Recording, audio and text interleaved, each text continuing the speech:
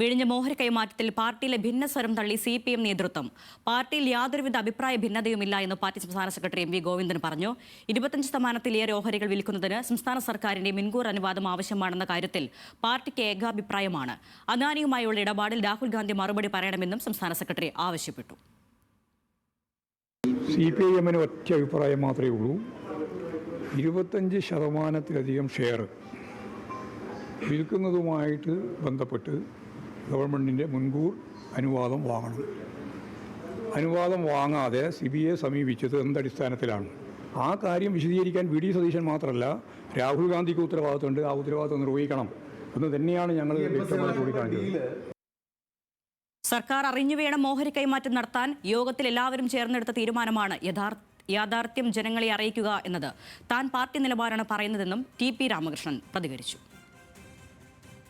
CPM-നകത്ത് ഏകകണ്ഠമായ അഭിപ്രായമാണ് വിഴിഞ്ഞം പ്രശ്നത്തിലുള്ളത്. വിഴിഞ്ഞം ഈ കേരളത്തിൻ്റെ പുരോഗതിക്ക് നിർണായകമായ പങ്ക് വഹിക്കുന്ന ഒരു സ്ഥാപനമാണ്.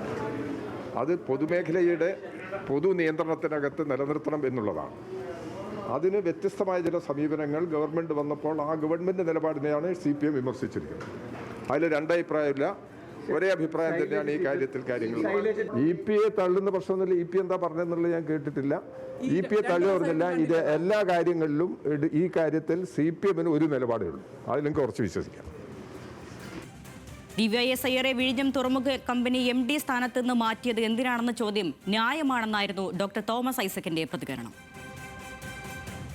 ഇത്ര ഫലപ്രദമായി പ്രവർത്തിച്ചുകൊണ്ടിരുന്ന ആള്, 1-2 വിഷയങ്ങളിൽ അദാനി കമ്പനിയുമായിട്ട് തർക്കമുണ്ടായിരുന്ന ഒരാൾ ആ ഉദ്യോഗസ്ഥയെ പെട്ടെന്ന് മാറ്റുമ്പോൾ ന്യായമായിട്ടുള്ള ചോദ്യമല്ലേ?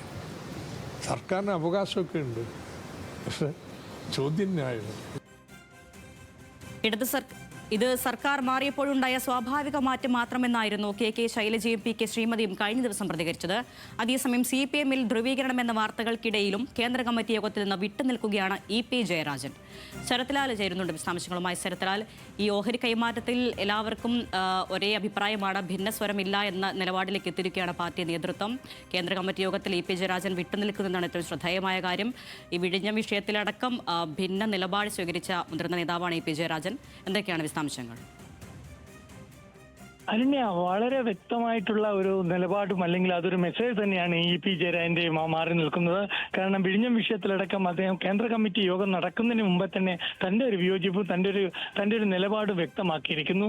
അതുമാത്രമല്ല, തനിക്ക് ആരോഗ്യപരമായിട്ട് ആയുർവേദ ചികിത്സയുണ്ട് എന്ന് പറഞ്ഞാണ് അദ്ദേഹം ഇപ്പോൾ ലീവ് ആപ്ലിക്കേഷൻ സെൻട്രൽ കമ്മിറ്റിക്ക് നൽകിയിരിക്കുന്നത്. എന്നാൽ തെരഞ്ഞെടുപ്പ് അവലോകനം അതിലെ വളരെ നിർണായകമായ ഒരു യോഗത്തിലാണ് EP ജയരാജൻ മാറി നിൽക്കുന്നത് എന്നത് പ്രത്യേകം ശ്രദ്ധേയമാണ്. അതുപോലെ തന്നെ വിഴിഞ്ഞം വിഷയത്തിൽ വളരെ വ്യക്തമായി തന്നെ വിഴിഞ്ഞം വിഷയത്തിൽ CPM-ന്റെ നിലപാട് പാർട്ടി സെക്രട്ടറി പറയുന്നത് തന്നെയാണ് എന്നത് ആവർത്തിക്കുന്ന രീതിയിലാണ് ഗോവിന്ദൻ മാസ്റ്റർ വ്യക്തമാക്കിയത്. ഏതായാലും 2-3 ദിവസമാണ് കേന്ദ്ര കമ്മിറ്റി. ഈ 3 ദിവസ യോഗത്തിലും EP ജയരാജൻ ഇല്ല. കൂടുതൽ വിഴിഞ്ഞം വിഷയ ഓഹരി കാര്യങ്ങൾ അടക്കമുള്ള കാര്യങ്ങൾ ഈ തെരഞ്ഞെടുപ്പ് വിഷയത്തോടൊപ്പം തന്നെ കേന്ദ്ര കമ്മിറ്റിയിൽ ചർച്ചയാകും എന്നാണ് കരുതപ്പെടുന്നത്. അരുണ്യ, വ്യക്തമാണ്. ശരത്ലാലാണ് ഡൽഹിയിൽ നിന്നും വിശദാംശങ്ങൾ നൽകിയത്.